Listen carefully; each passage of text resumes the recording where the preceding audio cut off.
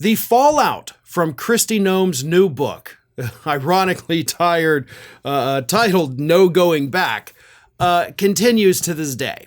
Not just, by the way, about her murdering the dog and then murdering the goat in her little gravel murder pit that she has on her property, but about the numerous inaccuracies that she has published in this fake memoir, which I do believe calling it a fake memoir is the best way to describe it now, after all of these accounts that she has listed in the book have turned out to be false. The biggest one, of course, was her claim that she met Kim Jong Un, right? She went and she confronted the dictator of North Korea while she was in Congress. That's a pretty big step, right? I mean, traveling overseas to a hostile country, confronting a dictator. Nome wrote, "I remember when I met North Korean dictator Kim Jong Un. I'm sure he underestimated me, having no clue about my experience staring down little tyrants. I'd been a children's pastor after all." Because those two things are exactly the same, aren't they? Yeah. You could send any children's pastor in this country to go over and confront Kim Jong Un. I'm absolutely positive of it, right?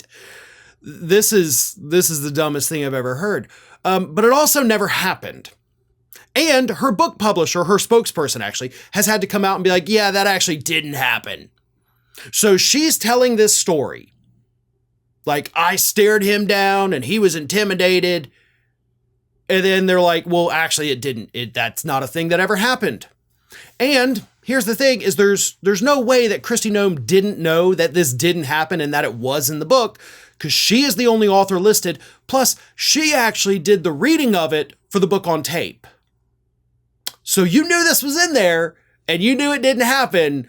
You were just waiting for the media to point out that you're a bald-faced liar before you're like, oh yeah, sorry, don't know how that got in there. You do know how it got in there.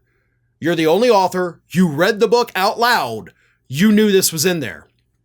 That's not the only one. She also tells the story of how she denied a meeting with the French President Emmanuel Macron because she didn't like his stance on the Israel-Hamas war. And Macron's office, of course, had to come out and issue a statement saying that also never happened. She was never invited here. We were never invited there. So we don't know what she's talking about, but that's not a thing that happened. And then she was busted in the book lying about Nikki Haley threatening her. And Haley's camp came out and said the only communication these two have had is when Nikki Haley called her to congratulate her on her political career. So all of these things, all of these stories that Nome has told in her book, standing up to foreign leaders, standing up to people in this country, being threatened by members of her own party because what she was doing, all of it's fake. Like, the only time she was honest in the book that we know of is when she was like, yeah, I killed dogs. What of it? Like, if anything in the book was going to be fake, like, that would be the thing you would want to be not true. But so far, the only time you were being honest is when you were talking about slaughtering innocent little animals. So that's not a good look, and Christie Noem's political star has definitely started to fall at this point. She was a rising star in the Republican Party. She was pretty much, I mean, for 2 years now, I've been saying she's probably at the top of the list of people Trump's going to pick to be his VP.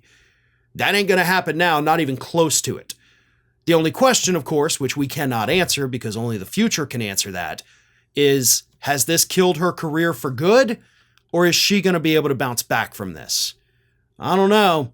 If it were just the dog killing story, we've seen politicians bounce back from that, right? Like Mike Huckabee, Mitt Romney, but all the lies, all the things you said you did that you didn't actually do, anytime you run for office in the future, that will come up. And everybody will be reminded of what a liar and possibly even a psychopath you really are. Well, folks, we have crossed that 1 million subscriber milestone, but rest assured, we are just getting started here at Ring of Fire. So if you're not already, please do subscribe to the channel and make sure to like, share, and comment on the videos.